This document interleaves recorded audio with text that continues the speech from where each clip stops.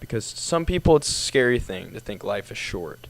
To other people, no one thinks about it, and then they, maybe don't respect certain aspects of God or certain aspects of their life.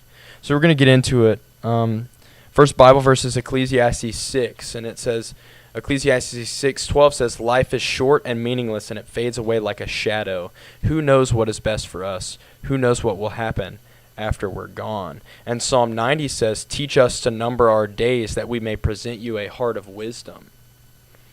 And I feel like actually, when we don't know that our days are numbered, that's when we take life for granted, and our heart is not a prepared heart of wisdom, but actually a heart of folly and foolishness. We're merely pilgrims on this planet. We're just pilgrims. We're passing through.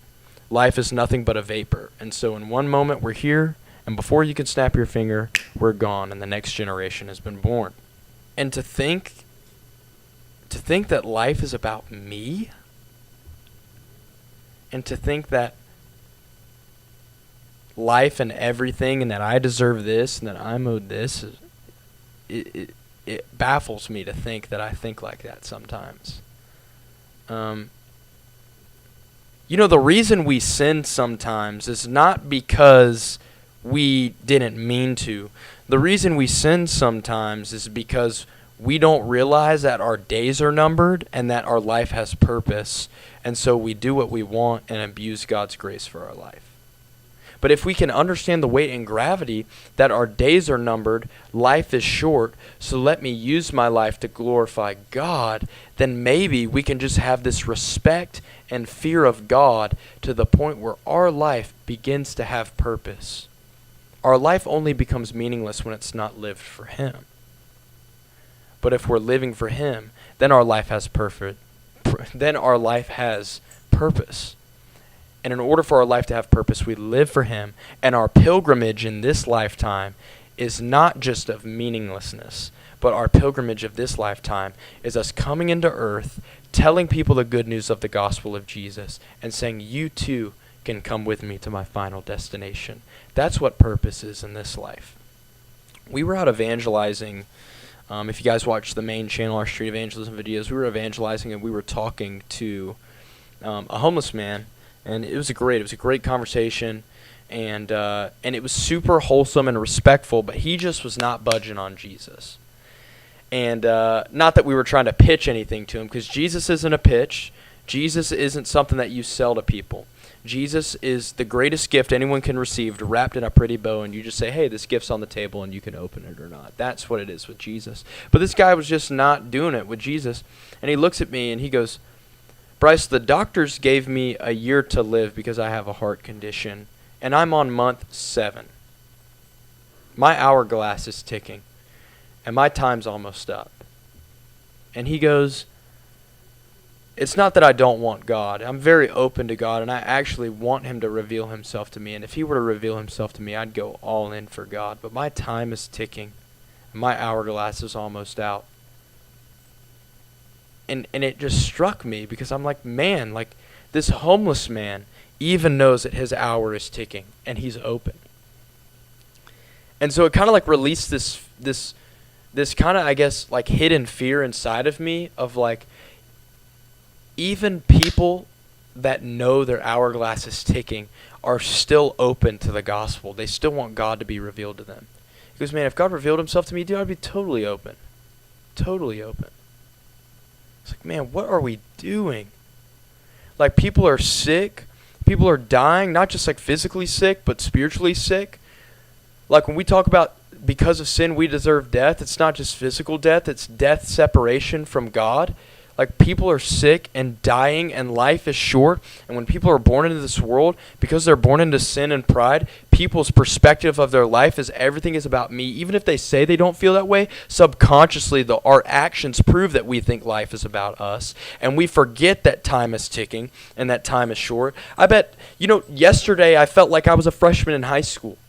Sometimes I'll reflect on a memory or an aspect of my life and I'll feel like it was just yesterday. And even though some days feel like they're slower than others, we can all agree on the same fact that life goes by faster. It feels like yesterday it was last year's Christmas. It's like the day after Christmas. I remember when I was a kid growing up, the day after Christmas, I was like, dang, I can't wait for next year so I can get more gifts. And then, oh, no, what would you think? It's already Thanksgiving. Like, it kept coming and coming and coming so fast. And finally, I understood that life is short. It's short. Life is short. It goes by just as quick as the snap of a finger. And we have the audacity to go about our life and sin and do as we please. And just my theory, but I just really believe that one of the main reasons we sin is because we don't understand the weight and the gravity that life is short. Because when we don't realize life is short, we don't realize that our life has purpose, and we don't realize how important our interactions are with people. This could be the last podcast I ever make. God forbid. My dinner tonight, I'm playing pickleball later tonight. And this could be my last time ever playing pickleball, God forbid. And it could be my last car ride somewhere. It could be my last conversation with Josh, God forbid, or another friend. But if I don't think about that, then yes, it's okay for me to leave my brother angry at sundown. Yeah, maybe I will harbor a little bit more bitterness or hatred towards someone. Or maybe I will go dabble in this sin because I have tomorrow to be forgiven for. Because when we don't realize life is short, then there's no preciousness and tenderness of the breath inside of our lungs. But there is preciousness inside the breath in your lungs. And not only that, but your life is as long as the breath in the air and the snap of my finger. And when you understand that life is short and you have purpose, then nobody around you becomes a statistic or someone that you mooch off of or someone that you get something from. But everyone has purpose, and everyone becomes someone that you want to love, someone you want to interact with, someone you want to show grace towards. I'm tired of living my life like it's my own. I'm tired of living my life like I get to control it, because I don't. Psalm 103 says, "As for man, his days are like grass. He flourishes like a flower of the field, for the wind passes over it, and it's gone, and its place knows it no more." You know, the freedom of like life being short too is that passage when Jesus says, "Does God not freely and effortlessly feed the birds of the air? Does God not beautifully clothe the lilies without like, he just naturally does it?" And knowing that life is short and that God cares about his children, the least of our worries should be tomorrow. The least of our worries should be this task or this task or this task. Maybe like the natural things that we worry about, like money, food, clothes. Because at the end of the day, it's not about that. And that's like a cliche thing to say. It's a really cliche thing to say. But our life is short. And I lived a lot of my life being angry at people. I lived a lot of my life harboring bitterness and grudges and hatred towards people because of the way that they treated me, because of things that they've done to me. But I realized that I actually don't deserve anything from anyone. No one owes me anything. Salvation costed something. It just didn't cost me anything. It costed Jesus' life, and because Jesus died and resurrected for me, I can live in him. My life has purpose, and every time I'm with someone, it could be my last interaction with him. And I lived way too much of my life being angry, harboring bitterness, having hatred, frustration, grudges at people. And that not only hurts you from within because you just hold it all in, but man, I would just hate for this to be my last conversation with someone just because I was angry at them, because I was frustrated at them, or because I misjudged them, you know? Our interactions matter. And our interactions with people could be the only gospel that they read is our life. And you know what's crazy is in 1 Peter 3, it says, when we need to be prepared to make a defense to anyone who asks for the hope inside of us, when 1 Peter talks about making a defense for Christianity, he says do it with gentleness and respect. He says the way that you defend Christ, his character, and his deity is not outsmarting someone, not debating them, not claiming to be a Christian and being angry at them, not claiming to be a Christian and holding grudges against people, but defending Christ and his deity is doing it with gentleness and respect. Meaning that every conversation, every interaction we have can be filled with love, kindness and pulling the gold out of someone and pulling someone higher and calling someone higher and saying there's more for you, because this lifetime is short. It could be my last interaction with you, my last podcast with you, but God forbid, this too could be your last podcast you listen to. God forbid, this too could be the last car ride you're on listening to the podcast. God forbid, this too could be your last this, your last that. And I'm tired of us living like we have all the time in the world, because we don't. We don't. And you see the wickedness in the world. This isn't like an end time scare. I'm never going to come. You will never, ever see me go on a podcast or a video telling you God's coming back this day. God's doing this. No, we've always been in the end time since Jesus resurrected. We don't have time. We just don't have time. Did you know that Psalm says that the friendship of the Lord is for those who fear him? And by fearing God is actually having a reverence and respect for him. And if we know that our life is short and our days are numbered, our life becomes precious. Our life begins to have purpose.